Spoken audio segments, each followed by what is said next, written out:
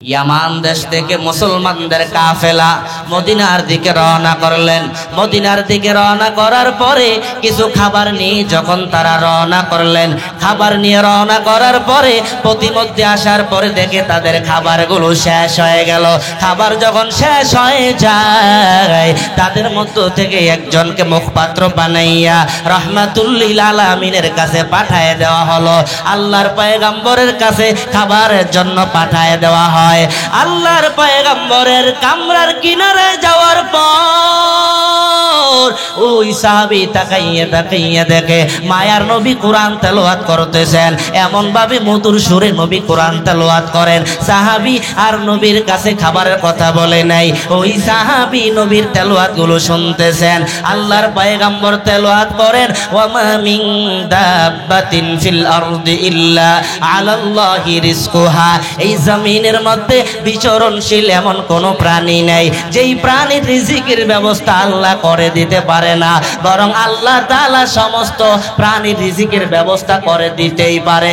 এবং আমার আল্লাহ সব কিছুর প্রাণীর রিজিকের ব্যবস্থা আমার আল্লাহ করে দেয়।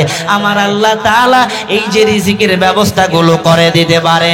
নবী আমার যখন তেলাওয়াত করলেন, ওই সাহাবী মনে মনে ধারণা করলেন, আল্লাহ যেহেতু রিজিকের ব্যবস্থা করে দিবে, তাহলে আমাদের চিন্তা করার কোনো কারণ নাই। এবার ওই সাহাবী নবীর কাছে খাবারের কথা বলে নাই। এবার ওই সাহাবী চলে আসতেছিলেন কাফেলার কাছে, এসে বলতেছে, ও কাফেলার মানুষেরা শুনে নাও, খাবারের জন্য চিন্তা করা লাগবে না, আমার আল্লাহ তাআলা আমাদের জন্য খাবারের ব্যবস্থা করে দিবেন, অতএব খাবারের জন্য চিন্তা করা লাগবে না। এইভাবে কাফেলার মানুষগুলো মনে মনে ধারণা করলেন, মনে হয় পয়গম্বর খাবারের ব্যবস্থা করে দিবেন। কিন্তু ওই সাহাবী পয়গম্বরের কাছে খাবারের কথা বলে নাই। এবার কাফেলার মানুষগুলো সকলেই নিশ্চিন্তায় বসে রইলেন, কোনো চিন্তা নাই। ইতিমধ্যে হঠাৎ করে দুইজন ব্যক্তি রুটি এবং গোশত নিয়ে হাজির হয়ে যায়। রুটি এবং গোশত নিয়ে হাজির হওয়ার পর কাফেলার মানুষগুলো সকলে পেট ভরে খাবার খাইলেন। পেট ভরে খাবার খাওয়ার পরে অবশিষ্ট কিছু খাবারগুলো রয়ে গেল। এই খাবারগুলোকে আরেকজন সাহাবীকে দিয়া নবীর দরবারে পাঠায় দেওয়া হয়। আমার নবীর দরবারে ওই সাহাবী যখন খাবারগুলো নিয়ে গেলেন, আল্লাহর নবীর সামনে যখন খাবার রেখে দিলেন, মায়ার নবী বলেন, এই খাবারগুলো কোথায় থেকে এনেছ? সাহাবী বলেন, ইয়া রাসূলুল্লাহ, আপনি যে খাবারগুলো আমাদেরকে দিয়া দিলেন, ওই খাবারগুলো আমরা পেট ভরে খেয়েছিলাম, অবশিষ্ট খাবার আপনার কাছে পৌঁছাইয়া দিলাম। মায়ার নবী বলেন, না না, আমি তো তোমাদের জন্য কোনো খাবারের ব্যবস্থা করি নাই, এই খাবারগুলো কোথায় থেকে এনেছ? এবার সাহাবী সব ঘটনা খুলে নবীকে জানায় দিলেন। আমার নবীকে যখন সব ঘটনা খুলে জানাইলেন, মায়ার নবী ঘটনা শোনার পরে বলতেছেন, আমি তোমাদের জন্য খাবারের ব্যবস্থা করি নাই, তবে শুনে নাও, শুনে নাও, যে আল্লাহ তোমাদেরকে সৃষ্টি করলেন, ওই আল্লাহ তোমাদের জন্য খাবারের ব্যবস্থা করে দিলেন। কাদেরে কুদরত দারি বর কামাল, আনতা রব্বি আনতা হাসবি সুল জালাল, তুহি কাদের জলিলুল্লাহ জাহাদার, বহার হালে তুহি মেরা নেগাহদার। এ নবীর উম্মতের দল, আমার আল্লাহ তাআলা এমন জায়গা থেকে মানুষের খাবারের ব্যবস্থা করে দেয়। মায়ার নবী বলেন, নামাজ আদায় করলে আল্লাহ তাআলা এইভাবে খাবারের ব্যবস্থা করে দিবে। আমার আল্লাহ তাআলা নামাজ আদায় করলে বান্দাকে বড় ভালোবাসেন, এই জন্য বান্দার রিজিকের ব্যবস্থাও আমার আল্লাহ করে দেয়। আর যারা নামাজ আদায় করবে না, যারা বেনামাজি, এদেরকে আল্লাহ তাআলা রিজিকের ব্যবস্থা করে দিলেও বরকত দেয় না। যদিও রিজিকের ব্যবস্থা হয়, কিন্তু আল্লাহ তাআলা বরকত দেয় না। ওই রিজিকের মধ্যে শুধু বেবরকতি হয়। আর আল্লাহ তাআলা বেনামাজিকে দুই ধরনের শাস্তি দুনিয়াতে দিয়া দিবেন। আল্লাহ আল্লাহ তাআলা বেনামাজিকে দুই ধরনের লাঞ্ছিত জমিনের মধ্যে করে দিবেন। এক নাম্বার হলো ওই বান্দা যত আয় উপার্জন করবে, যত কোটি কোটি টাকার মালিক হবে, কিন্তু তার ওই খাবারের মধ্যে টাকা পয়সার মধ্যে কোনো বরকত হবে না। আর ওই বান্দা যখন জমিন থেকে বিদায় নেবে, বিদায় নেওয়ার সময় এই বান্দাটা ক্ষুধার্ত অবস্থায় বিদায় নেবে, এমন পিপাসিত অবস্থায় মৃত্যুবরণ করবে। এমন পিপাসা হবে সমুদ্রের পানি যদি সব পান করে দেওয়া হয়, ওই বান্দার ক্ষুধা কিন্তু নিবারণ হবে না। আমার আল্লাহ তাআলা জমিনের মধ্যে বান্দাকে এইভাবে লাঞ্ছিত করবেন। আর কবর জগতে আল্লাহ তাআলা তিন ধরনের আযাব তাকে দিয়ে দিবেন। এক নাম্বার হলো ওই গুনাহগার বেনামাজি বান্দা যখন কবরের মধ্যে যাবে, যাওয়ার পরে কবর তাকে এমন জোরে একটা চাপ মেরে দিবে। ওই কবর যখন তাকে চাপ মারবে, কবর চাপ মারার সাথে সাথে তার পাঁজরের হাড্ডিগুলো চুরমার হয়ে যাবে। দুই নাম্বার আযাব দেওয়া হবে, তার কবরের মধ্যে আগুন দাউ দাউ করে জ্বলতে থাকবে। তিন নাম্বার হলো ওই বান্দার কবরের মধ্যে একটা সাপ নিযুক্ত করে দেওয়া হবে। এমন বিস্তর সাপ আমার আল্লাহ নিযুক্ত করে দিবেন। ওই বান্দার কবরের মধ্যে যখন সাপ নিযুক্ত করে দেওয়া হবে, ওই সাপটা বান্দাকে দংশন করতে থাকবেন। আর সাপের জবান আমার আল্লাহ তাআলা খুলে দিবেন। ওই সাপের জবান আমার আল্লাহ যখন খুলে দিবেন, সাপের জবান আমার আল্লাহ খুলে দেওয়ার পরে ওই সাপ ডেকে ডেকে বলবেন, আমার মালিক আমার আল্লাহ তাআলা আমাকে অর্ডার করলেন ফজরের নামাজ না পড়ার কারণে জোহর পর্যন্ত শাস্তি দেওয়ার জন্য, জোহর পর্যন্ত কামড়ানোর জন্য, জোহরের নামাজ না পড়ার কারণে আসর পর্যন্ত কামড়ানোর জন্য, আসরের নামাজ না পড়ার কারণে মাগরিব পর্যন্ত কামড়ানোর জন্য, মাগরিবের নামাজ না পড়ার কারণে এশা পর্যন্ত কামড়ানোর জন্য, এশার নামাজ না পড়ার কারণে ফজর পর্যন্ত কামড়ানোর জন্য। এই সাপ যখন এইভাবে কামড় মারবে, তখন 70 হাত মাটির নিচেই ঢুকে যাবে, আবার 70 হাত মাটির নিচ থেকে উঠানো হবে। এইভাবে করে ওই বান্দাকে আযাব দিতে থাকবে। এই জন্য মায়ার নবী বলেন, যেই বান্দাগুলো নামাজ আদায় করে নেবে, ওই বান্দার কবরের মধ্যে কোনো আযাব হবে না। ওই বান্দা কবরে যাওয়ার সাথে সাথে কবর তার জন্য জান্নাতের বাগান হয়ে যাবে। এই জন্য নবীর উম্মতের দল, এখন থেকে আমরা বেশি বেশি ইবাদত করব রবের। আমার আল্লাহর ইবাদত যদি করতে পারি, আমার আল্লাহ এই বান্দাকে জান্নাত দিয়া দিবেন। আমার আল্লাহ কুরআনুল কারীমের মধ্যে ঘোষণা দিয়া দিলেন, বান্দা নামাজ আদায় করলে আমি আল্লাহ তাকে সম্মানিত করব, আমি আল্লাহ তাকে মর্যাদার অধিকারী বানায় দিব। ওই মর্যাদার অধিকারীটাই হলো জান্নাতুল ফিরদাউস। ইন্নী জাইলুন ফিল আরদি খলিফা। আল্লাহ তাআলা ফেরেশতাদেরকে বলেন, ও ফেরেশতার দল, আমি আল্লাহ এই জমিনের মধ্যে আমার খলিফা বানাতে চাই, আমার প্রতিনিধি বানাতে চাই। ওই প্রতিনিধি হলো মানুষ জাতি, ওই প্রতিনিধি হলো আদম জাতি। এদের মর্যাদা হবে ফেরেশতাদের চেয়েও বেশি। আল্লাহ যখন এই কথা বললেন, ফেরেশতারা ডেকে ডেকে বললেন, আল্লাহ আপনি যেই খলিফা বানাবেন, যে মানুষগুলো আপনি বানাবেন, এদের মর্যাদা আমাদের চেয়ে বেশি হবে, কিন্তু এদের গুণগুলো কেমন হবে, এদের কোয়ালিটি কেমন হবে, কি গুণের কারণে এরা আমাদের চেয়ে সম্মানিত হয়ে যাবে, কি গুণের কারণে এদের মর্যাদা আমাদের চেয়ে বেশি হয়ে যাবে। ও আল্লাহ একটু জানতে চাই, আমাদেরকে একটু জানায় দেন। আল্লাহ তাআলা ফেরেশতাদেরকে ডেকে ডেকে বললেন, ও ফেরেশতারা শুনে নাও, আমি আল্লাহ যেই মানুষ বানাবো, ওরা যদি ইচ্ছা করে গুনার কাজ করবে, ওরা যদি ইচ্ছা করে খারাপ কাজ করবে, এই ধরনের কাজ করতে করতে মানুষের চরিত্র হবে পশুর চেয়ে নিকৃষ্ট। আবার এই মানুষ যদি ইচ্ছা করে যে সে নেক আমল করবে, ভালো কাজ করবে, ইবাদত বন্দেগী করবে, ইবাদত বন্দেগী করতে করতে মানুষের মর্যাদা হবে ফেরেশতাদের চেয়েও বেশি। আল্লাহ তাআলা যখন এই কথা বললেন, এবার ফেরেশতারা ডেকে ডেকে বললেন, আল্লাহ আপনি যেই মানুষ বানাবেন ওই মানুষ গুনাহ করলে এদের চরিত্র হবে পশুর চেয়ে নিকৃষ্ট। এমন মানুষ কি আপনার শ্রেষ্ঠ মর্যাদার অধিকারী বানাতে চান কেন? এমন মানুষ কি আপনার খলিফা বানাতে চান কেন? কিন্তু আমরা ফেরেশতারা কোনোদিন গুনার কোনো কাজ করি নাই, কিন্তু আমাদেরকে আপনার খলিফা বানাতে চান না কেন? আমাদেরকে আপনার প্রতিনিধি বানাতে চান না কেন? মানুষকে কেন আপনার প্রতিনিধি বানাতে চান? কেন তাদেরকে আপনার খলিফা বানাতে চান? আল্লাহ বলেন, ইন্নী আ'লামু মা লা তা'লামুন, আমি আল্লাহ যা জানি তোমরা ফেরেশতারা তা জানো না।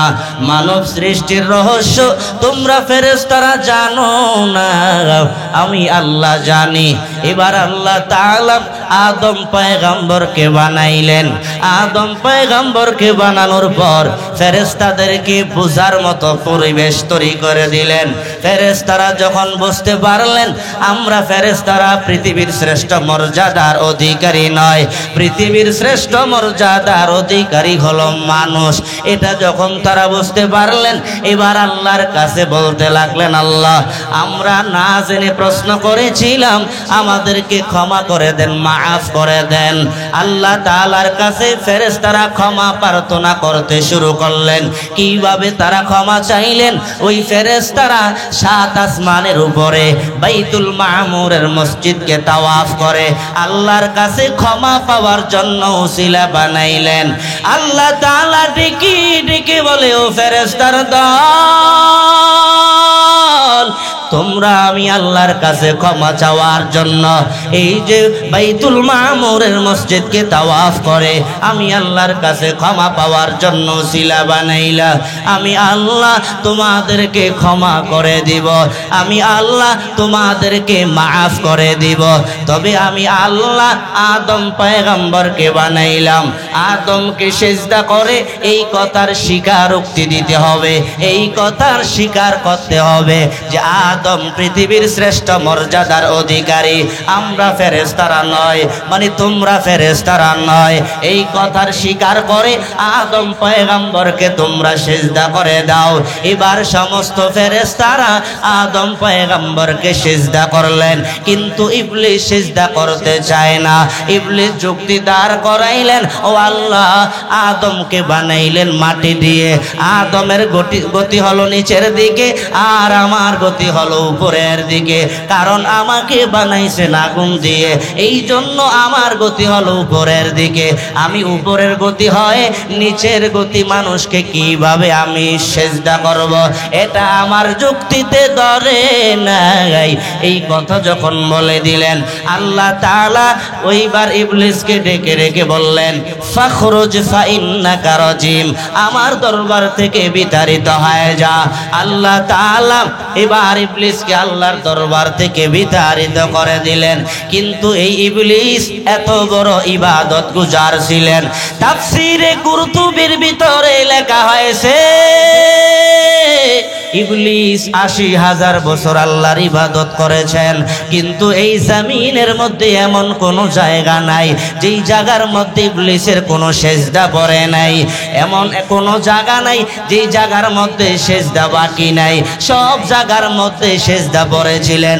যখন আল্লাহর হুকুম লঙ্ঘন করলেন, লঙ্ঘন করার কারণে আল্লাহ তাআলা ইবলিসকে বিতাড়িত করে দিলেন এবং ৮০,০০০ বছরের ইবাদত আল্লাহ কেটে শাস্তি দিলেন। কারণটা হলো ইবলিসে অহংকারী করে ফেলেছেন। কারণ আমার আল্লাহ অহংকারীকে ভালোবাসেন না, অহংকারীকে আল্লাহ পছন্দ করেন না। আল্লাহ বিনয়ীকে বড় ভালোবাসেন। যেই বান্দা বিনয়ের গুণ নিয়ে আগায় যাবে ওই বান্দাকে আমার আল্লাহ তার মর্যাদা বাড়ায় দিবেন। এই জন্য ইবলিস যখন যুক্তি দাঁড় করালেন আল্লাহ তাআলা তাকে বিতাড়িত করে দিলেন। কিন্তু ওই যে ফেরেশতারা তারা আল্লাহর হুকুম লঙ্ঘন করেন নাই, আল্লাহর হুকুম পালন করিয়া আল্লাহর কাছে তারা ক্ষমা প্রার্থনাও করলেন। ওই ফেরেশতারা আল্লাহর কাছে যখন সাত আসমানের উপরে বাইতুল মামুরের মসজিদকে তাওয়াফ করে যখন ক্ষমা চাইলেন, আল্লাহ তাআলা ফেরেশতাদেরকে তখনও বলেছিলেন, ও ফেরেশতারা শুনে নাও, তোমরা ফেরেশতারা এই সাত আসমানের উপরে এসে বাইতুল মামুরের মসজিদকে তাওয়াফ করে আমি আল্লাহর কাছে ক্ষমা পাওয়ার জন্য ওসিলা বানাইলা। কিন্তু আমি আল্লাহ তাআলা মানুষকে জমিনের মধ্যে পাঠাইব, এই পৃথিবীর মধ্যে পাঠাইব। এই পৃথিবীটা হলো গুনাহের পরিবেশ। এই গুনাহের পরিবেশের মধ্যে মানুষ এসে এসে গুনাহ করবে, এমন গুনাহ করবে ওই মানুষগুলো যখন গুনাহ করবে, গুনাহ করার পরে মানুষ যখন গুনার মজাগুলো বুঝতে পারবে, কি গুনার কি মজা এটা যখন মানুষগুলো বুঝতে পারবেন, তখন আমি আল্লাহর কাছে ক্ষমা প্রার্থনা করবেন।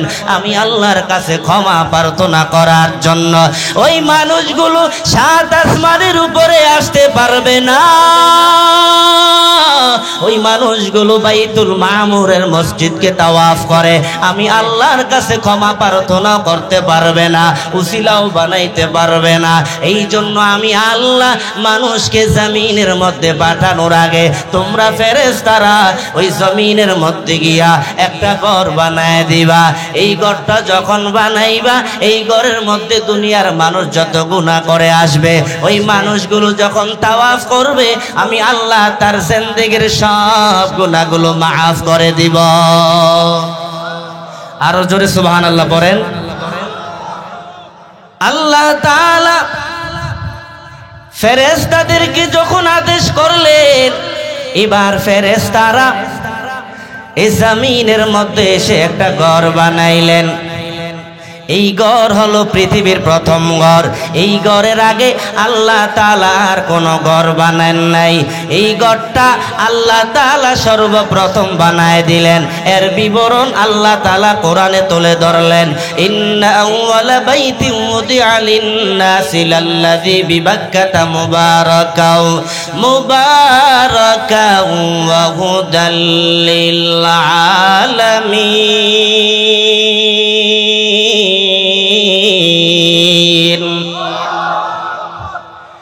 আল্লাহ তাআলা সর্বপ্রথম খানায় কাবা বাইতুল্লাহ এই ঘরটা আল্লাহ তাআলা বানাইলেন। এই ঘর আল্লাহ বানাই দিলেন, কিন্তু এই যে ঘরটা সর্বপ্রথম বানাইলেন এই ঘর আল্লাহ তাআলা বানাইলেন ইবাদতের ঘর। পৃথিবীর সর্বপ্রথম ঘর, একমাত্র ইবাদতের ঘর।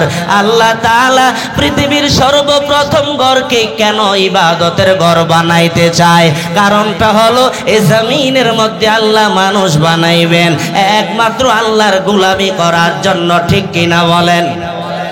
একমাত্র আমার আল্লাহর গোলামি করার জন্য মানুষকে দুনিয়াতে আল্লাহ পাঠাইলেন। মানুষ এই জমিনের মধ্যে এসে আল্লাহর গোলামি করবে, আল্লাহর ইবাদত করবে। আল্লাহ তাআলা কোরআনে কারীমের মধ্যে ঘোষণা দিয়া বলেন, ওয়ামা খালাকুতুল জিন্না ওয়াল ইনসা ইল্লা লিয়াবুদুন। আমি আল্লাহ মানুষ এবং জিনকে বানাইলাম আমার গোলামি করার জন্য, আমার ইবাদত করার জন্য।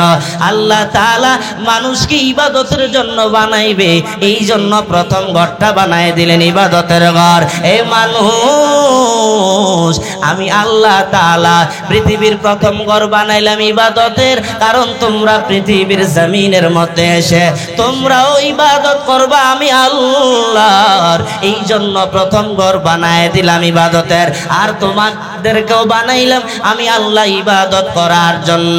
এ নবীর উম্মতের দল, আল্লাহ তাআলা মানুষকে বানাইলেন ইবাদতের জন্য। কিন্তু আমরা মানুষ, আমরা যদি তাকাইয়া দেখি, আমরা যদি আমাদের নিজেদেরকে প্রশ্ন করি যে আল্লাহ আমাদেরকে তো বানাইলেন ইবাদতের জন্য, কিন্তু আমরা কি ইবাদত করতে পারলাম কি পারলাম না? আমরা কি ইবাদত করে করে মালিককে খুশি করাইতে পারলাম কি পারলাম না? এটা যদি আমি প্রশ্ন করি, এটা যদি আপনারা যদি নিজেরা প্রশ্ন করেন, তাহলে কিন্তু আমরা ধরা খেয়ে যাব। কারণ যেইভাবে গোলামি করার কথা ছিল আমরা কিন্তু সেইভাবে গোলামিও করতে পারি নাই। এই জমিনের মধ্যে এমন কিছু মানুষ আছে যারা আল্লাহর গোলামি করে না, নামাজ আদায় করে না, ওরা শুধু দুনিয়ার মোহে পড়িয়া পড়িয়া ওই মানুষগুলো শুধু দুনিয়ার টাকা পয়সা উপার্জনের জন্য আমার আল্লাহকে তারা ভুলে যায়। শুধু দুনিয়ার পিছনে পড়ে পড়ে আমার আল্লাহর ইবাদত থেকে মাহরুম হয়ে যায়, আমার আল্লাহর ইবাদত করে নাই। এমন মানুষকে আল্লাহ তাআলা কিয়ামতের ময়দানে হাসরের মাঠে প্রশ্ন করা হবে, ও মানুষগুলো আমি আল্লাহ তোমাদেরকে পাঠাইলাম ইবাদতের জন্য, কিন্তু তোমরা আমি আল্লাহর গোলামি করো নাই, আমি আল্লাহ তাআলার ইবাদত তোমরা করো নাই। কেন করো নাই? আমি আল্লাহ তোমাদেরকে এইভাবে ছেড়ে দেই নাই, আমি আল্লাহর গোলামি করার জন্য তো বানাইলাম। তাহলে দুনিয়াতে গিয়ে কেন গোলামি করো নাই? কেন আমি আল্লাহর হুকুমগুলো মানো নাই? আজকে হিসাব দাও, ওই মানুষগুলো হিসাব দিতে পারবে না, ওই মানুষগুলো জবাব দিতে পারবে না। ওই মানুষগুলোকে আল্লাহ তাআলা এমন ভাবে আযাব দিতে শুরু করবেন, জাহান্নামের মধ্যে ওই মানুষদেরকে আল্লাহ তাআলা শাস্তি দিবেন। যেই বান্দাগুলো দুনিয়াটাকে ইবাদতের ঘর মনে না করিয়া শুধু এই দুনিয়াটাকে বসবাসের ঘর মনে করিয়া ওই বান্দাগুলো ইবাদত করতে চায় না, এই বান্দাকে আল্লাহ তাআলা শাস্তি দিবেন। কেমন ভাবে শাস্তি দিবেন? আল্লাহ কুরআনুল কারীমের মধ্যে ঘোষণা দিয়া বলেন, ওয়াসিকাল্লাযীনা কাফারু ইলা জাহান্নামা যুমারা হাত্তা ইযা জাউহা ফুতিহাত আবওয়াবুহা ওয়া ক্বালা লাহুম খাযানাতুহা আলাম ইয়াতিকুম রুসুলুম মিনকুম ইয়াতলুনা আলাইকুম আয়াতি রাব্বিকুম ওয়া ইউনযিরুনাকুম লিকাআ ইয়াউমিকুম হাযা ক্বালু বালা ওয়ালাকিন হাক্কাত কালিমাতুল আযাবি আলাল কাফিরিন কিলা দখুলু আবওয়াবা জাহান্নামা খালিদিনা ফিহা ফাবিসা মাসওয়াল মুতাকাব্বিরিন। আল্লাহ তাআলা এই আয়াতের মধ্যে জানায় দিলেন, ওই হাসরের মাঠ থেকে জাহান্নামীদেরকে ফেরেশতারা শিকল দিয়া তাদেরকে টেনে হেঁচড়ে ওই জাহান্নামের গেটের কাছে নিয়ে যাবেন। জাহান্নামের গেটের কাছে যখন নিয়ে যাওয়া হবে, ওই জাহান্নামের গেটের কাছে নিয়ে যাওয়ার পর এবার ওই জাহান্নামের ফেরেশতারা ডেকে ডেকে বলবে, ও জাহান্নামীরা, এই জাহান্নামের মধ্যে আসার মতো কাজকর্ম করলে কেন? দুনিয়া থেকে নবী রাসূলগণ তোমাদেরকে এমন কথাগুলো বলে নাই যে নাফরমানদের জন্য জাহান্নামের শাস্তি ভোগ করা লাগবে? এমন কথা কি তোমাদেরকে নবী রাসূলগণ বলে নাই? এমন কথা কি আলেম উলামা তোমাদেরকে বলে নাই? তাহলে তোমরা কেন তাদের কথাগুলো শোনো নাই? এবার তারা বলবে, ক্বালু বালা, আমাদেরকে বলা হয়েছিল কিন্তু আমরা কর্ণপাত করি নাই, আমরা তাদের কথাগুলো শুনি নাই। এখন তো বাস্তবায়িত হয়ে গেলাম, নাফরমানদের জন্য শাস্তি ভোগ করা লাগবে। এবার তাদেরকে জাহান্নামের মধ্যে নিক্ষেপ করে দেওয়া হবে। ওই মানুষগুলো জাহান্নামের মধ্যেই থাকবে, আর বের হওয়ার কোনো সুযোগ নাই। ওই মানুষগুলো বের হতে পারবে না, বের হওয়ার জন্য চেষ্টা করবে কিন্তু বের হতে পারবে না। যতই বের হওয়ার জন্য চেষ্টা করবে ওই মানুষগুলো বের হতে পারবে না, কারণ এই জাহান্নামের মধ্যে গেলে আর বের হওয়ার কোনো সুযোগ নাই। আর যেই মানুষগুলো এই জমিনের মধ্যে ইবাদতের উদ্দেশ্যে বসবাস করে, ওই মানুষগুলো শুধু আমার রবের ইবাদত করে, আমার আমার আল্লাহর গোলামি করে ওই মানুষদেরকে আল্লাহ তাআলা জান্নাত দান করবেন। আল্লাহ তাআলা ওই মানুষের বিবরণ তুলে ধরলেন, যেই মানুষেরা জান্নাতে যাবে এদের বিবরণ আল্লাহ তাআলা কোরআনে তুলে ধরলেন। আল্লাহ তাআলা বলেন, ওয়াসিকাল্লাযীনা তাকাউ রাব্বাহুম ইলাল জান্নাতি যুমারা হাত্তা ইযা জাউহা ওয়া ফুতিহাত আবওয়াবুহা ওয়া ক্বালা লাহুম খাযানাতুহা সালামুন আলাইকুম তিবতুম ফাদখুলুহা খালিদিন।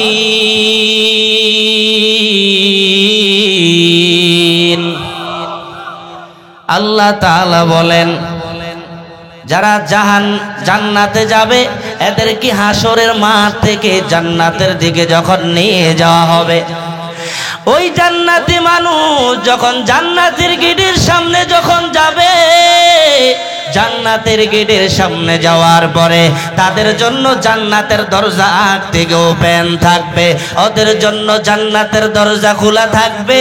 ওই মানুষগুলো জান্নাতের মধ্যে ঢুকে যাবে, এদেরকে জান্নাত শুধু ওয়েলকাম জানাইবেন, ওদেরকে স্বাগতম জানাইবেন, আসো জান্নাতের মধ্যে আসো। এবার যখন তারা জান্নাতে ঢুকে যাবে, ওই জান্নাতের মধ্যে তারা আরাম আয়েশ করবে, ওই জান্নাতের মধ্যে তারা ভোগ বিলাস করবে, এই জান্নাতের মধ্যে তারা চিরকাল থাকবে, আর বের হওয়ার কোনো সুযোগ নাই। আল্লাহ তাআলা ওই জান্নাতীদের জন্য এমন নাজ নিয়ামত রেখে দিলেন, জান্নাতে যাওয়ার পর ওই মানুষগুলো নাজ নিয়ামতের মধ্যে নিমগ্ন হয়ে যাবে। ওই মানুষগুলো জান্নাতের মধ্যে যখন অবস্থান করবে, বসবাস করবে, তখন রকমারি ফল ফলাদি এদের সামনে তৈরি করে দেওয়া হবে। ওরা জান্নাতে যাওয়ার পর শুধু ভোগ বিলাস করবে, এমন ভাবে আল্লাহ তাআলা জান্নাতীদেরকে সম্মানিত করবেন। এই জন্য এই জমিনের মধ্যে যারা বসবাস করবে, ওরা যদি আমার আল্লাহর হুকুম যদি মেনে মেনে চলতে পারে, আল্লাহ তাআলা এদেরকে জান্নাত দিয়া দিবেন। এই নবীর উম্মতের দল আল্লাহ তাআলা কত সুন্দর সুন্দর জান্নাত বানায় রাখলেন। আল্লাহ তাআলা এই জান্নাতের মধ্যে সমস্ত মানুষের জন্য জান্নাত বানাইলেন, কিন্তু আমার আল্লাহ এই জান্নাতগুলো সকলের জন্য বানাইলেন। ঠিক বলে কিভাবে সকলের জন্য আল্লাহ জান্নাত বানাইলেন? আল্লাহ তাআলা হিন্দুদের জন্য জান্নাত বানাইলেন, ইহুদিদের জন্য জান্নাত বানাইলেন, খ্রিস্টানদের জন্য জান্নাত বানাইলেন, ফেরাউনের জন্য জান্নাত বানাইলেন, হামানের জন্য জান্নাত বানাইলেন, কারুনের জন্য আল্লাহ জান্নাত বানাইলেন, মুসলমানদের জন্য আল্লাহ জান্নাত বানাইলেন। কিন্তু আমার আল্লাহ এই যে জান্নাত গুলো বানায় রাখলেন, এই জান্নাত আমার আল্লাহ এইভাবে কাউকে দিবে না। আল্লাহ তাআলা সব মানুষের জন্য জান্নাত বানায় রাখলেন, কিন্তু এই জান্নাত গুলো আল্লাহ কাউকে ফ্রিতে দিবে না, এইভাবে কাউকে আল্লাহ জান্নাত দিবে না। আল্লাহর কাছ থেকে জান্নাত গুলো কিনে নিতে হবে। আমার আল্লাহ তাআলা মুমিনদের সাথে জান্নাতের কেনা বেচা করবেন। আমার আল্লাহ তাআলা মুমিনদের সাথে কিভাবে জান্নাতের কেনা বেচা করতে চায়, আমার আল্লাহ কোরআনে জানায় দেয়, ইন্নাল্লাহা আশতারা মিনাল মুমিনিনা আনফুসাহুম ওয়া আমওয়ালাহুম বিআন্না লাহুমুল জান্নাহ। যেই বান্দা আমি আল্লাহকে জান এবং মাল দিয়া দিবে, বিনিময় আমি আল্লাহ তাকে জান্নাত দিয়া দিব। যেই বান্দাগুলো আল্লাহকে জান এবং মাল দিয়া দিবে, আমার আল্লাহ ওই বান্দাকে জান্নাত দিয়া দিবে। এবার মুসলমানদের মধ্য থেকে জান এবং মাল আল্লাহকে দিয়া দিলে, আমার আল্লাহ ওই বান্দাটাকে জান্নাত দিয়া দিবেন। এই নবীর উম্মতের দল আমার আল্লাহ কত বিশাল বিশাল জান্নাত বানায় রাখলেন। মায়ার নবী বলেন, ছোট যেই জান্নাতরা দেওয়া হবে, ওই জান্নাতরা দুনিয়ার 10 দুনিয়ার সমান হবে। জোরে কোন সুবহানাল্লাহ। আল্লাহ তাআলা ওই ছোট জান্নাত যাকে দিবেন, ওই জান্নাতরা হলো দুনিয়ার 10 দুনিয়ার সমান। তাহলে বড় জান্নাতরা আল্লাহ যাকে দিবেন, ওই জান্নাতরা কত বড় হবে? আমার আল্লাহ তাআলা এইভাবে করে করে কত বড় বড় জান্নাত বানায় রাখলেন। এই নবীর উম্মতের দল এই জান্নাত যদি হাসিল করতে চাও, তাহলে নেক আমল ছাড়া বিকল্প কোনো রাস্তা নাই, আমল ছাড়া কোনো কোনো বিকল্প রাস্তা নাই। জান্নাত অর্জন করতে চাইলে বেশি বেশি করে নেক আমল করা লাগবে, বেশি বেশি করে ইবাদত বন্দেগী করা লাগবে। আল্লাহ তাআলার কাছে ইবাদত গুজারওয়ালা মানুষের বড় দাম। আমার আল্লাহ তাআলার কাছে ইবাদতওয়ালা মানুষের কেমন দাম। আর আল্লাহ তাআলা কোন মানুষকে বড় ভালোবাসেন? ইবাদতের মধ্যে শ্রেষ্ঠ ইবাদত হলো নামাজ। এই নামাজিওয়ালা বান্দাকে আল্লাহ বড় ভালোবাসেন, কারণ নামাজ আল্লাহর কাছে বড় পছন্দনীয় আমল। আল্লাহ তাআলা ওই বান্দাদেরকে বড় ভালোবাসেন, কারণটা হলো এই নামাজ যে আল্লাহ তাআলার কাছে বড় পছন্দনীয় আমল। এই জন্য আল্লাহ নামাজিওয়ালা বান্দাকে বড় ভালোবাসেন। এই নবীর উম্মতের দল আল্লাহর পয়গম্বর হাদিসের মধ্যে জানায় দেয়, যদি ধর্মটাকে ঠিক রাখতে চাও তাহলে বান্দা নামাজ আদায় করে নাও। নামাজ যদি আদায় করতে পারো তাহলে ধর্মটাকে তুমি ঠিক রাখতে পারবা। নবী হাদিসের মধ্যে জানায় দেয়, আসসালাতু ইমাদুদ্দিন, মান আকামাহা ফাকাদ আকামাদ্দিন ওয়া মান হাদামাহা ফাকাদ হাদামাদ্দিন। যেই বান্দা ধর্মটাকে ঠিক রাখতে চায় ওই বান্দা যেন নামাজ আদায় করে নেয়। ওই বান্দা নামাজ আদায় করলে ধর্মটাকে সে ঠিক রাখলো, ধর্মটাকে সে মজবুত রাখলো।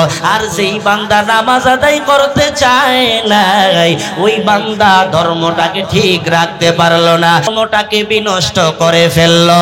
এই জন্য আল্লাহর নবী হাদিসের মধ্যে আরো জানায় দেয়, যেই বান্দা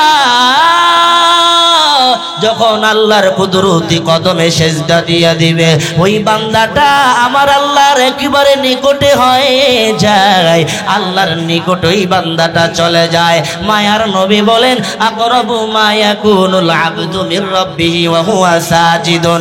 বান্দা সিজদারত অবস্থায় তার রবের সবচেয়ে নিকটবর্তী হয়ে যায়। বান্দা সিজদারত অবস্থায় আল্লাহর একেবারে কাছে চলে যায়। কারণটা হলো বান্দাটা আমি আল্লাহর কুদরতি কদমে সেজদা দিয়েছে। এই জন্য আমার আল্লাহ তাআলার কাছে ওই বান্দার দাম অনেক বেড়ে যায়। এই নবীর উম্মতের দল মায়ার নবী হাদিসের মধ্যে জানায় দেয় যে উম্মতগুলো এইভাবে করে আল্লাহর কুদরতি কদমে সেজদা দিয়া দিবে, ওই বান্দাগুলোর দাম আমার আল্লাহর কাছে অনেক বেড়ে যায়। আল্লাহ তাআলা এই জমিনের মধ্যে যত ইবাদত, যত হুকুম আহকাম নাজিল করলেন সব ওহী আকারে জিবরাইলের মাধ্যমে নাজিল করেছেন। কিন্তু এই নামাজগুলো আল্লাহ তাআলা জিবরাইলের মাধ্যমে নাজিল করে নাই। এই নামাজ ওহী আকারে দুনিয়াতে পাঠানো হয় নাই। এই নামাজ আল্লাহ তাআলা আমার নবী রাহমাতুল লিল আলামিনকে আরশে আজিমে নিয়ে আল্লাহর বাড়িতে দাওয়াত দিয়ে নিয়ে আমার নবীকে এই নামাজগুলো হাদিয়া দিয়েছেন। এই জন্য এই নামাজের দাম আল্লাহর কাছে বড় দামি। এই জন্য নামাজিওয়ালা বান্দারও দাম আমার আল্লাহর কাছে বড় দামি। আল্লাহ তাআলা এই জমিনের মধ্যে যত নবী পাঠাইলেন সব নবীরা নামাজের অনুসারী ছিলেন, সব নবীরা নামাজ আদায় করেছেন, নিজেরা নামাজ আদায় করেছেন এবং পরিবারের লোকদেরকে নামাজ আদায় করার জন্য আদেশ করলেন। আল্লাহ তাআলা কুরআনুল কারীমের মধ্যে ইসমাঈল পয়গম্বর সম্পর্কে জানায় দেয়, ওয়া কানা ইয়ামুরু আহলাহু বিসসালাতি ওয়াজ যাকাত ওয়া কানা ইনদা রাব্বিহি মারদিয়া। ইসমাঈল পয়গম্বর ওই নবী তার পরিবারের লোকদেরকে নামাজ এবং যাকাতের আদেশ করতেন। এই জন্য ইসমাঈল নবী আল্লাহর কাছে বড় পছন্দনীয় ছিলেন, ইসমাঈল নবী আল্লাহর কাছে বড় প্রিয় ছিলেন। আল্লাহ তাআলা নামাজের আদেশ করলেন মুসা পয়গম্বরকে। আল্লাহ বলেন, ইন্নানি আনাল্লাহ লা ইলাহা ইল্লা আনা ফা'বুদুনি ওয়া আকিমিস সালাতা লিযিকরি। আল্লাহ বলেন, আমি আল্লাহ আমি আল্লাহ ছাড়া কোনো ইলাহ নাই, আমি আল্লাহ ছাড়া কোনো মাবুদ নাই, আমার ইবাদত করো এবং আমার শরণার্থে নামাজ কায়েম করো। আল্লাহ তাআলা এই আয়াতের মধ্যে মুসা নবীকে নামাজের আদেশ করে দিলেন। এইভাবে করে ইব্রাহিম পয়গম্বর আল্লাহর কাছে দোয়া করেছিলেন, রব্বি জাআলনি মুকিমাস সালাতি ওয়া মিন যুররিয়াতি রব্বানা ওয়া তাকাব্বাল দুআ। ও আমার রব, আমাকে নামাজ কায়েমকারী করুন এবং আমার সন্তানদেরকেও নামাজ কায়েমকারী করুন। ও আমার রব, আমার দোয়াগুলো কবুল করুন। এইভাবে করে ইব্রাহিম পয়গম্বর আল্লাহর কাছে দোয়া করলেন। আল্লাহ তাআলা আমার নবীকেও নামাজের আদেশ করে দিলেন। আল্লাহ কোরআনে ঘোষণা করে জানায় দিলেন, ওয়ামুর আহলাকা বিসসালাতি ওয়াসতাবির আলাইহা লা নাসআলুকা রিজকা নাহনু নারযুকুকা ওয়াল আকিবাতু লিত্তাকওয়া। আল্লাহ তাআলা আমার নবীকেও জানায় দেয়, ও নবী আমার,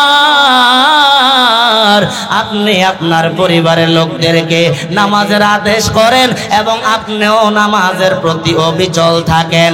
ও নবী আমার, আমি আপনার কাছে রিজিক চাই না, বরং আমি আল্লাহ আপনাকে রিজিক দান করে। জোরে কোন সুবহানাল্লাহ।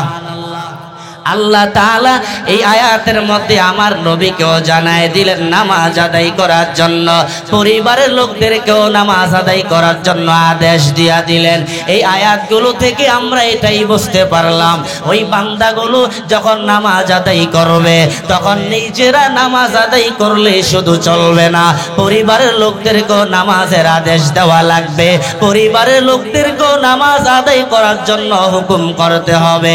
আমি আমার নিজের জন্য শুধু ফিকির করলাম আর আমার পরিবারের লোকদের জন্য কোনো ফিকির করলাম না, আমি জাহান্নামের আগুন থেকে মুক্তি পাওয়ার জন্য শুধু নিজের ফিকির করলাম, কিন্তু আমার পরিবারের লোকদেরকে জাহান্নামের আগুন থেকে বাঁচার জন্য ফিকির করি নাই। এই জন্য আল্লাহর আদালতে আমাদের হিসাব দেওয়া লাগবে। মায়ার নবী হাদিসের মধ্যে জানায় দেয়, কুল্লুকুম রাইন ওয়া কুল্লুকুম মাসউলুন আন রাইয়াতিহি, তোমরা প্রত্যেকেই দায়িত্বশীল, প্রত্যেককে আল্লাহর আদালতে জবাবদিহি করা লাগবে। এই জন্য বাবা, আল্লাহর আদালতে আমাদের হিসাব দেওয়া লাগবে। আল্লাহ যখন হিসাব নেবেন তখন কিন্তু হিসাব দিয়ে জান্নাতে যাওয়া যাবে না। এই জন্য বাবা, বেশি বেশি করে আল্লাহর হুকুম পালন করা লাগবে, নামাজ আদায় করা লাগবে। যেই বান্দাগুলো নামাজ আদায় করে আমার আল্লাহ তাআলা ওই নামাজি বান্দাকে অনেক ফজিলতের কথা বয়ান করলেন। আল্লাহ তাআলা বলেন, ওয়াকিমিস সালাতা তরফাইন নাহারি ওয়া সুলাসাম মিনাল লাইল ইন্নাল হাসানাতি ইউযহিবুনাস সাইয়্যাত যালিকা যিকরা লিয-যাকিরিন। যারা নামাজ কায়েম করে, নামাজ আদায় করো দিনের দু অংশে এবং রাতের কিছু অংশে, নিশ্চয়ই এই নামাজ পাপকে দূর করে দেয়। অন্য আয়াতে আল্লাহ বলেন, আল্লাযীনা ইউকিমুনাস সালাতা ওয়া মিম্মা রাযাকনাহুম ইউনফিকুন উলাইকা হুমুল মুমিনুনা হাক্কান লাহুম দারাজাতুন ইনদা রাব্বিহিম ওয়া মাগফিরাতুন ওয়া রিজকুন কারীম। আল্লাহ তাআলা বলে, যারা নামাজ আদায় করবে, আল্লাহ তাআলা বলেন, এবং আমি আল্লাহর দেওয়া রিজিক থেকে যখন ওই বান্দাটা ব্যয় করবে, আল্লাহর রাস্তায় যখন খরচ করবে, ওই বান্দার দাম আল্লাহর কাছে বেড়ে যায়। ওই বান্দাকে আল্লাহ তাআলা পুরস্কার দান করে থাকেন। আল্লাহ তাআলা ওই বান্দাকে দুইটা পুরস্কার দিয়ে থাকেন। এক নাম্বার হলো আল্লাহ তাআলা ওই বান্দাকে ক্ষমার ঘোষণা করেন। দুই নাম্বার হলো ওই বান্দাকে আমার আল্লাহ তাআলা সম্মানজনক রিজিকের ব্যবস্থা করে দেয়। জোরে কোন সুবহানাল্লাহ। আল্লাহ তাআলা অন্য আয়াতের মধ্যে বলেন, والذين هم على صلواتهم يحافظون أولئك هم الوارثون الذين يرثون الفردوس هم فيها خالدون। যেই বান্দাগুলো নামাজের হেফাজত করবে, আল্লাহ তাআলা ওই বান্দাকে জান্নাতুল ফিরদাউস দান করবেন। ওই জান্নাতুল ফিরদাউসের মধ্যে তারা চিরকাল থাকবে। এই জন্য বাবা, বেশি বেশি করে নামাজ নামাজ আদায় করা লাগবে। আমার আল্লাহ তাআলার কাছে যদি প্রিয় হতে চাও তাহলে নামাজ আদায় করলে প্রিয় হওয়া যাবে। মায়ার নবী হাদিসের মধ্যে জানায় দিয়েছেন যেই বান্দাগুলো নামাজ আদায় করবে তাদের ফজিলতের কথাও নবী হাদিসের মধ্যে জানায় দিলেন। কিভাবে নবী হাদিসের মধ্যে জানায় দিলেন? আবু যর রাদিয়াল্লাহু তাআলা আনহু থেকে প্রসিদ্ধ হাদিস। আবু যর রাদিয়াল্লাহু তাআলা আনহু বর্ণনা করেন আল্লাহর পয়গম্বর একদিন শীতের মৌসুমে যখন নবী বাহিরে তাশরিফ নিয়ে গেলেন, বাহিরে যাওয়ার পরে দেখে ওই গাছ থেকে পাতাগুলো ঝরে ঝরে পড়তেছে। মায়ার নবী আমার ওই গাছের একটা শাখার মধ্যে ধরলেন, একটা ডালের মধ্যে ধরলেন। ওই ডালের মধ্যে ধরার ফলে অনেক পাতাগুলো ঝরে ঝরে পড়তে লাগলো। মায়ার নবী আমার যখন ওই গাছের ডালের মধ্যে ধরার কারণে পাতাগুলো যখন ঝরে ঝরে পড়লো, এবার আল্লাহর পয়গম্বর আবু যরকে ডেকে বলে, ও আবু যর শুনে নাও, যেই বান্দাগুলো নামাজ আদায় করবে ওই বান্দাগুলোর শরীর থেকে গুনাহগুলো এমন ভাবে ঝরে ঝরে পড়ে যাবে যেমন ওই গাছের পাতাগুলো ঝরে ঝরে পড়ে যায়। এইভাবে করে মায়ার নবী হাদিসের মধ্যে আরো ফজিলতের কথা বয়ান করলেন। আল্লাহর নবী আরো বয়ান করলেন যে উম্মত নামাজ আদায় করবে আল্লাহ তাআলা দুনিয়ার জমিনের মধ্যে একটা পুরস্কার দান করবেন, স্পেশাল পুরস্কার। এই পুরস্কারের মতো কোনো পুরস্কার নাই।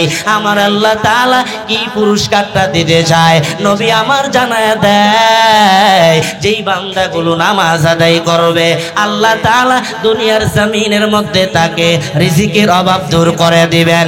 আল্লাহ তাআলা তার রিজিকের ব্যবস্থা করে দিবেন। আল্লাহ তাআলা ওই নামাজি বান্দাকে এমন জায়গা থেকে রিজিকের ব্যবস্থা করে দেয় যা ওই নামাজি বান্দা কখনো ধারণাও করতে পারবে না। আল্লাহ বলেন, ওয়া মাইয়াত্তাকিল্লাহা ইয়াজআল লাহু মাখরাজা ওয়া ইয়ারযুকুহু মিন হাইসু লা ইয়াহতাসিব। যেই বান্দা আল্লাহকে ভয় করে করে চলবে আল্লাহ তাআলা ওই বান্দার জন্য রাস্তা করে দিবেন, এমন জায়গা থেকে রিজিকের ব্যবস্থা করে দিবেন যা দুনিয়ার কোনো মানুষ ধারণা করতে পারে নাই, যা দুনিয়ার কোনো মানুষ কল্পনাও করতে পারে নাই। আমার আল্লাহ তাআলা এমন জায়গা থেকে যে রিজিকের ব্যবস্থা করে দিতে পারে এই ব্যাপারে আপনাদের ধারণা আছে না নাই? জোরে বলেন। আল্লাহ পারে কি পারে না? জোরে বলেন। আল্লাহ তাআলা এমন জায়গা থেকে রিজিকের ব্যবস্থা করে দিতে পারে যা দুনিয়ার কোনো মানুষ কল্পনাও করতে পারে না, ঠিক কিনা বলেন? এই জন্য আমার আল্লাহ যে এমন জায়গা থেকে রিজিকের ব্যবস্থা করে দিতে পারেন তার একটা দৃষ্টান্ত ইমাম রাজি রহমতুল্লাহি আলাইহি বর্ণনা দিলেন। মূসা পয়গম্বরের ঘটনা। মূসা পয়গম্বর মাদায়ান থেকে মিশরের উদ্দেশ্যে রওনা করলেন। কোথায় রওনা করলেন? জোরে বলেন, কোথায় রওনা করলেন? মিশরের উদ্দেশ্যে রওনা করলেন। মিশরের উদ্দেশ্যে রওনা করার পর ওনার স্ত্রীও ওনার সাথে ছিলেন। যখন স্ত্রীর সাথে ছিলেন এমন সময় সফর চলতেছে, স্ত্রীর প্রসব বেদনা শুরু হয়ে গেল। স্ত্রীর যখন প্রসব বেদনা শুরু হয়ে যায়, এবার প্রসব বেদনা শুরু হওয়ার পরে মূসা পয়গম্বর চিন্তায় পড়ে গেলেন, এখানে কোনো খাবার নাই, পানি নাই, আগুনের কোনো ব্যবস্থা নাই, এখন কোথায় গেলে আগুন পাওয়া যায়? তিনি খুব পেরেশানির মধ্যে পড়ে গেলেন, খুব চিন্তার মধ্যে পড়ে গেলেন। মূসা পয়গম্বর চিন্তা করতেছেন। এমন সময় উপরের দিকে যখন নজর করে তাকাইলেন, তাকায় দেখতেছে ওই উপরের দিকে আগুন দেখা যায়। এবার আগুন আনার জন্য চলে গেলেন, আগুন আনতে চলে গেলেন পাহাড়ের মধ্যে। পাহাড়ের মধ্যে যখন গেলেন গিয়া দেখতেছে আগুন তো আগুন আগুন দেখা যায়। এবার আল্লাহ তাআলা আওয়াজ দেয়া বলে, ও মূসা পয়গম্বর, এটা আগুন নয়, এটা আমি আল্লাহ। আল্লাহ তাআলা মূসা পয়গম্বরকে কিতাব দিয়া দিলেন, নবুয়ত দিয়া দিলেন। এবার মূসা পয়গম্বর কিতাব নিয়ে এসে গেলেন, নবী হয়ে গেলেন, এই নবীর উম্মতের দল। কিন্তু মূসা নবীর অস্থিরতা দূর হয় নাই, মূসা পয়গম্বরের অস্থিরতা দূর হয় নাই, কারণ ওনার বিবি হলো গর্ভবতী, ওনার বিবি প্রসব বেদনা শুরু হয়ে গেল। আগুনের প্রয়োজন, খাবারেরও প্রয়োজন, কোথাও কোনো খাবারের কোনো ব্যবস্থা নেই। এমন সময় আল্লাহ তাআলার পক্ষ থেকে ঘোষণা চলে আসলো, ও মুসা পয়গম্বর, আপনার হাতের মধ্যে যেই লাঠি আছে ওই লাঠি দিয়ে আপনি পাথরের মধ্যে আঘাত করে দেন। যেই মাত্র পাথরের মধ্যে আঘাত করলেন, আঘাত করার ফলে ওই পাথরটা ফেটে গেলেন। ওই পাথরের ভিতর থেকে আর একটা পাথর বের হয়ে আসলো। এবার আল্লাহর হুকুম হলো ওই পাথরটা আঘাত করার জন্য। আবার আঘাত করলেন, আঘাত করার ফলে ওই পাথরটা ফেটে গেলেন। ওই পাথর ফেটে ওই পাথরের ভিতর থেকে আর একটা পাথর বের হয়ে আসলো। আবার আল্লাহর হুকুম হলো পাথরটা আঘাত করে ভাঙ্গার জন্য। এবার পাথরটা যখন ভাঙ্গা হলো, চূর্ণ বিচূর্ণ করে দেওয়া হলো। এবার তাকাইয়া দেখে ওই পাথরের ভিতর থেকে একটা ছোট কীট পোকা বের হয়ে আসলো। একটা ছোট পোকা বের হয়ে আসলো। ওই পোকার মুখের মধ্যে সামান্য কিছু বালু কণার মতো খাবার রয়েছে।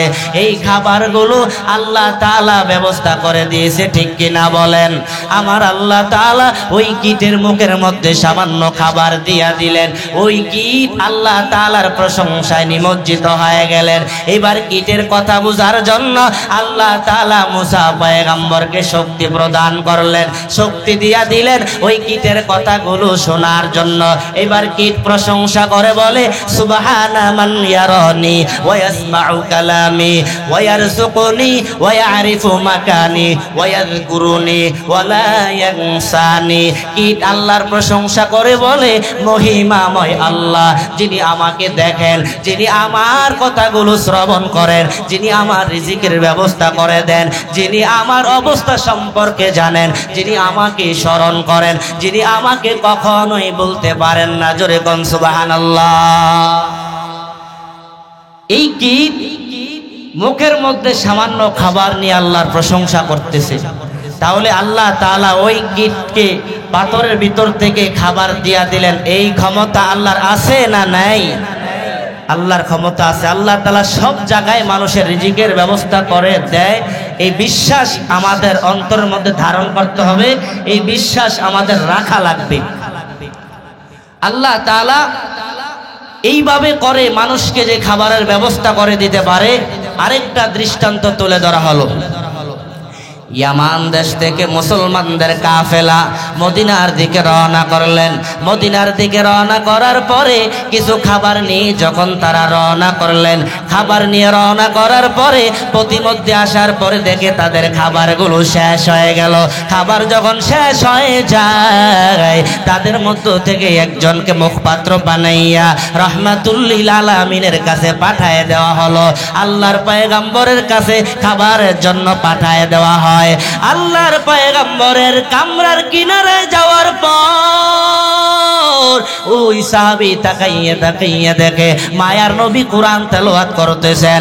এমন ভাবে মধুর সুরে নবী কোরআন তেলাওয়াত করেন। সাহাবী আর নবীর কাছে খাবারের কথা বলে নাই, ওই সাহাবী নবীর তেলাওয়াত গুলো শুনতেছেন। আল্লাহর পয়গম্বর তেলাওয়াত করেন, ওয়া মা মিন দাব্বাতিন ফিল আরদি ইল্লা আলাল্লাহি রিজকুহা।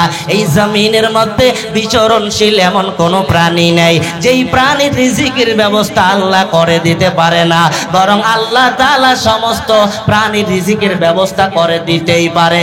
এবং আমার আল্লাহ সব কিছুর প্রাণীর রিজিকের ব্যবস্থা আমার আল্লাহ করে দেয়। আমার আল্লাহ তাআলা এই যে রিজিকের ব্যবস্থাগুলো করে দিতে পারে। নবী আমার যখন তেলাওয়াত করলেন, ওই সাহাবী মনে মনে ধারণা করলেন, আল্লাহ যেহেতু রিজিকের ব্যবস্থা করে দিবে, তাহলে আমাদের চিন্তা করার কোনো কারণ নাই। এবার ওই সাহাবী নবীর কাছে খাবারের কথা বলে নাই। এবার ওই সাহাবী চলে আসতেছিলেন কাফেলার কাছে, এসে বলতেছে, ও কাফেলার মানুষেরা শুনে নাও, খাবারের জন্য চিন্তা করা লাগবে না। আমার আল্লাহ তাআলা আমাদের জন্য খাবারের ব্যবস্থা করে দিবেন, অতএব খাবারের জন্য চিন্তা করা লাগবে না। এইভাবে কাফেলার মানুষগুলো মনে মনে ধারণা করলেন, মনে হয় পয়গম্বর খাবারের ব্যবস্থা করে দিবেন। কিন্তু ওই সাহাবী পয়গম্বরের কাছে খাবারের কথা বলে নাই। এবার কাফেলার মানুষগুলো সকলে নিশ্চিন্তায় বসে রইলেন, কোনো চিন্তা নাই। ইতিমধ্যে হঠাৎ করে দুইজন ব্যক্তি রুটি এবং গোশত নিয়ে হাজির হয়ে যায়। রুটি এবং গোশত নিয়ে হাজির হওয়ার পর কাফেলার মানুষগুলো সকলে পেট ভরে খাবার খাইলেন। পেট ভরে খাবার খাওয়ার পরে অবশিষ্ট কিছু খাবারগুলো রয়ে গেল।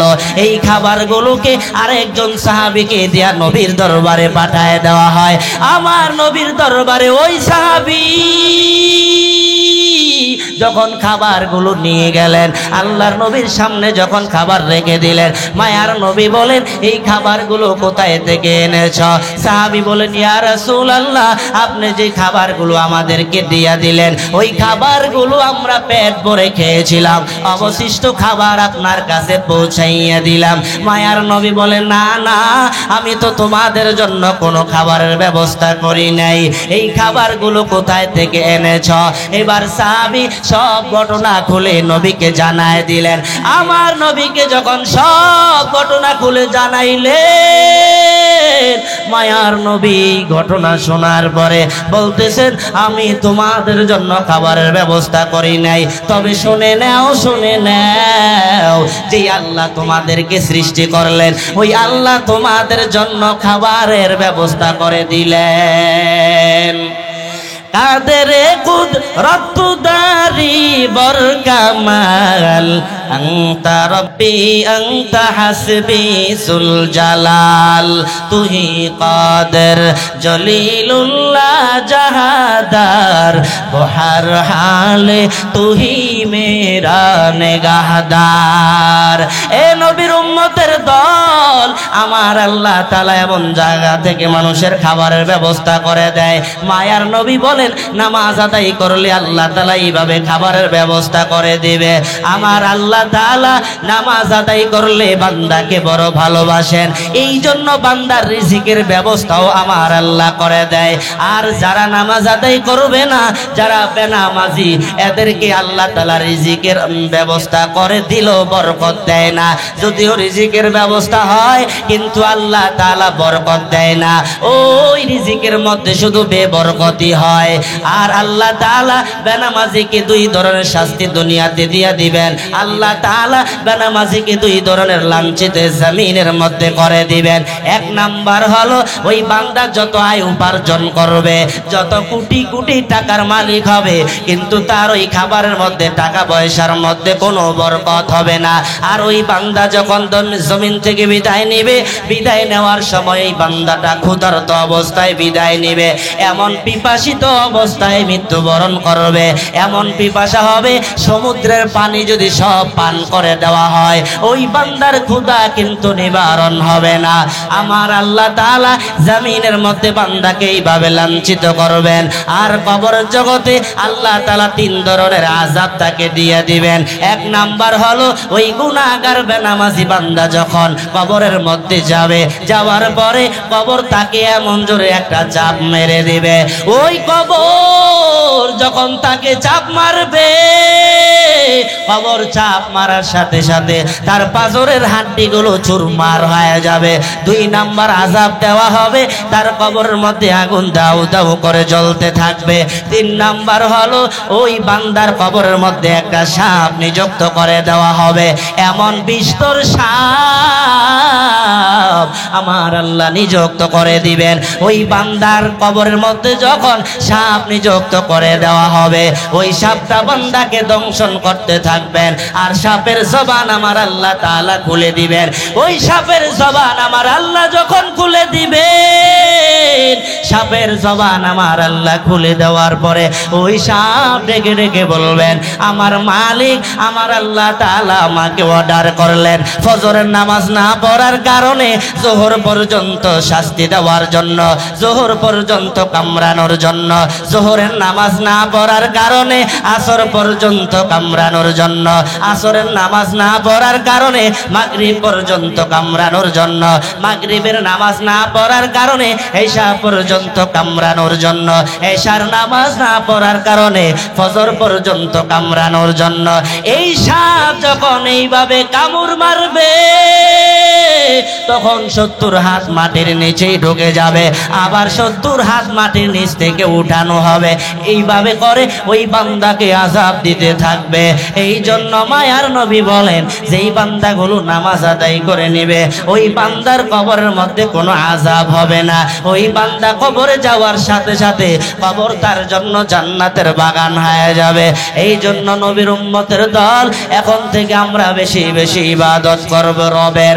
আমার আল্লাহর ইবাদত যদি করতে পারি, আমার আল্লাহ এই বান্দাকে জান্নাত দিয়া দিবেন। আমার আল্লাহ কুরআনুল কারীমের মধ্যে ঘোষণা দিয়া দিলেন, বান্দা নামাজ আদায় করলে আমি আল্লাহ তাকে সম্মানিত করব, আমি আল্লাহ তাকে মর্যাদার অধিকারী বানায় দিব। ওই মর্যাদার অধিকারীটাই হলো জান্নাতুল ফিরদাউস। আল্লাহ তাআলা নামাজি বান্দাকে জান্নাতুল ফিরদাউসের অধিকারী বানায় দিবেন। এজন্য বাবা নামাজ পড়ার দরকার আছে না নাই? আর জোরে বলেন, আছে না নাই? অবশ্যই নামাজ আদায় করাই লাগবে। কারণ এই নামাজ আমরা কেন আদায় করব? এই নামাজ আদায় করেছেন আমার নবী, ঠিক কিনা বলেন? এই নামাজ আদায় করেছেন সাহাবায়ে কেরাম।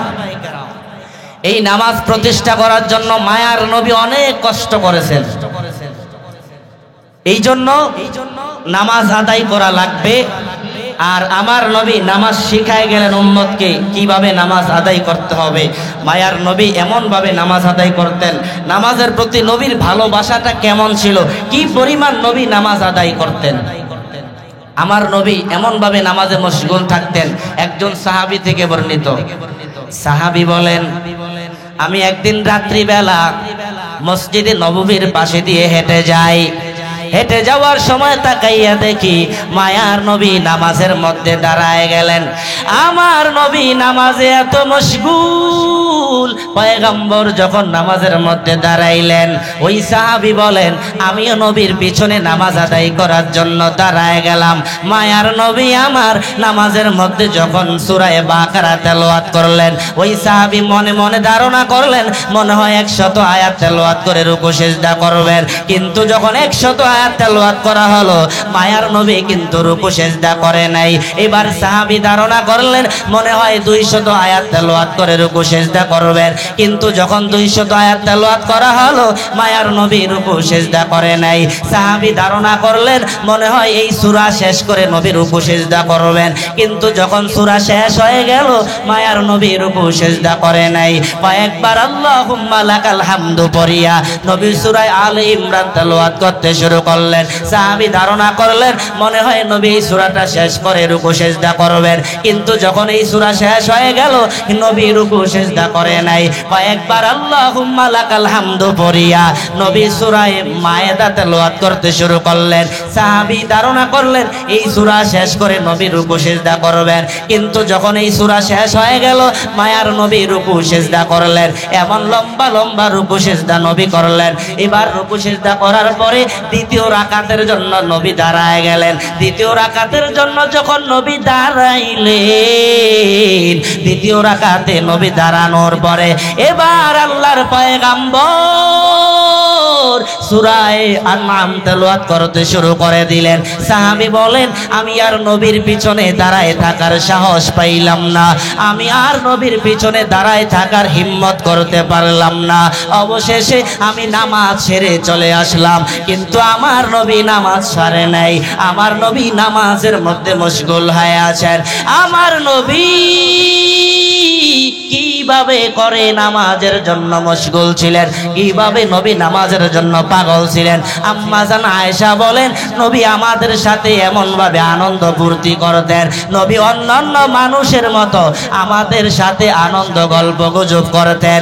কিন্তু যখন মুয়াজ্জিন মসজিদের মিনারায় গিয়ে যখন আজানের ধ্বনিটা লাগায় দেয়, যখন আজানের ধ্বনি দিয়া দেয়, মায়ার নবী আর ঘরে বসে থাকতে পারে নাই। মায়ার নবী নামাজের জন্য পাগল। নবী নামাজের জন্য চলে যায়।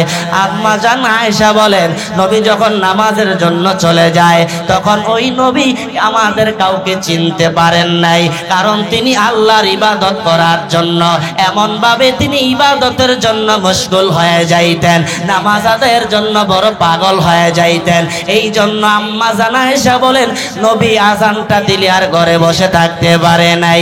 আমার নবী এইভাবে করে নামাজের জন্য বড় পাগল ছিলেন। এই জন্য নবীর উম্মতের দল আমরাও বেশি বেশি করে নামাজ আদায় করা লাগবে। মায়ার নবী যেইভাবে নামাজ আদায় করেছেন, সাহাবাই কেরামও কিন্তু এমন ভাবে নামাজ আদায় করতেন। সাহাবাই কেরাম কেমন নামাজের জন্য পাগল ছিলেন, আমার নবীর পিছনে নামাজ আদায় করার জন্য বড় দেওয়ানা। আমার নবীর পিছনে নামাজ আদায় করার জন্য কেমন পাগল ছিলেন সাহাবাই কেরাম। একদিন সাহাবাই কেরাম নামাজ আদায় করার জন্য মসজিদে নববীর মধ্যে আসলেন, নবীর পিছে নামাজ আদায় করার জন্য। যখন নামাজ আদায় করার জন্য আসলেন, এসে দেখে মায়ার নবী মসজিদে আসে নাই। ফজরের সময় চলে যাচ্ছে কিন্তু নবী মসজিদে আসতে পারে নাই। সাহাবাই কেরাম মনে করলেন মনে হয় নবীর ঘুম ভাঙ্গে নাই। এবার আবু বকর ডেকে বলে, ও ওমর, আমার নবীকে জাগ্রত করে নিয়ে আসো। ওমর বলে, আবু বকর, আমার দ্বারা এটা সম্ভব হবে না, আমি আমার নবীকে ঘুম থেকে জাগ্রত করতে পারবো না, তুমি চলে যাও নবীকে জাগ্রত করে আনার জন্য। আবু বকর বলে, আমার দ্বারা অসম্ভব না, এত বড় বিয়াদবি আমি করতে পারি নাই, আমার নবীকে ঘুম ভেঙ্গে আমার নবীকে নিয়ে আসবো, এটা আমার দ্বারা হবে না। এবার সাহাবায়ে কেরাম হযরত বেলালকে ডেকে ডেকে বললেন, ও বেলাল শুনে নাও, তুমি গিয়ে আমার নবীকে জাগ্রত করে নিয়ে আসো, কারণ তুমি বেলাল, তুমি তো আযান দিয়েছিলে, এই জন্য তুমি আমার নবীকে নিয়ে আসো। হযরত বেলাল বাধ্য হইয়া নবীর হুজরার কিনারায় চলে গেলেন। নবীর হুজরার কিনারায় যাওয়ার পর বেলাল পায়তারি করতেছে, হাঁটাহাঁটি করতেছে, মায়ার নবীকে কিভাবে ডাক দেওয়া যায়, কিভাবে মায়ার নবীকে ডাক দেওয়া যায়, কারণ আমার নবীর নাম ধরে তো ডাক দেওয়া যায় না, আমার নবীর নাম ধরে তো আমার আল্লাহ ডাকে নাই। আল্লাহ যখন ডাকার প্রয়োজন হতো তখন আমার নবীকে ডেকে ডেকে বলতেন ইয়াসিন। আল্লাহ যখন আমার নবীকে ডাকার প্রয়োজন হতো তখন বলতেন তহা। আল্লাহ যখন আমার নবীকে ডাকার প্রয়োজন হতো ইয়া আইয়ুহাল মুজাম্মিল বলে নবীকে ডাকতেন, ইয়া আইয়ুহাল মুদ্দাসসির বলে ডাকতেন। কিন্তু আমার আল্লাহ কখনো নবীর নাম ধরে ধরে ডাকে নাই। হযরতে বেলাল বলেন, আমি কিভাবে নবীর নাম ধরে ধরে ডাকবো, অতএব আমি নবীর নাম ধরে ডাকতে পারবো না। এবার বেলাল কিভাবে ডাক দিবে চিন্তায় পড়ে গেলেন। হঠাৎ করে বেলালের জবান থেকে একটা শব্দ বের হয়ে গেল, আসসালাতু খায়রুম মিনান নাওম। এই শব্দটা যখন হযরত বেলালের জবান দিয়ে অজান্তে যখন বের হয়ে গেল, মায়ার নবী আমার এবার যখন হুজরা শরীফ থেকে বের হইলেন, হুজরা শরীফ থেকে বের হওয়ার পর মায়ার নবী হযরতে বেলাল এবং নবী সহ যখন মসজিদে নববীর মধ্যে চলে গেলেন, মসজিদে নববীর মধ্যে গিয়ে মায়ার নবী নামাজ আদায় করার পরে হযরতে বেলালকে ডেকে ডেকে বলে, ও বেলাল, তুমি এই শব্দটা কার কাছ থেকে শিখলা, তুমি এই শব্দটা কার কাছ থেকে শিখেছিলা, কে তোমাকে এই শব্দটা শিখায় দিল? হযরতে বেলাল বলে, নবী আমার, আমাকে তো কেউ শব্দগুলো শিখায় দেয় নাই, আমি আমার অজান্তে এই শব্দগুলো আমি বলেছিলাম। ও নবী আমার, আমাকে এই শব্দগুলো দুনিয়ার কোনো মানুষ শিখায় দেয় নাই। মায়ার নবী কেন এই কথা বললেন? কারণ নবীর কাছে এই শব্দগুলো অনেক ভালো লেগেছে। নবীর কাছে যখন শব্দগুলো ভালো লাগলো, আমার আল্লাহ তাআলা নবীর যে জিনিসগুলো ভালো লাগে আমার আল্লাহর কাছেও সেই জিনিসগুলো ভালো লাগে। এবার আল্লাহ তাআলা জিবরাইলের মাধ্যমে জানায় দিলেন, ও জিবরাইল যাও আমার নবীকে জানায় দাও হযরত বেলাল যেন ওই বাক্যগুলো ফজরের আজানের মধ্যে মিলায় নেয়। যখন আজান দিবে তখন হযরত বেলাল যেন এই আজান এই বাক্যগুলো মিলায় নেয়। এরপর থেকে ফজরের আজানের সময় হযরত বেলাল এই বাক্যগুলোকে মিলায় নেয়।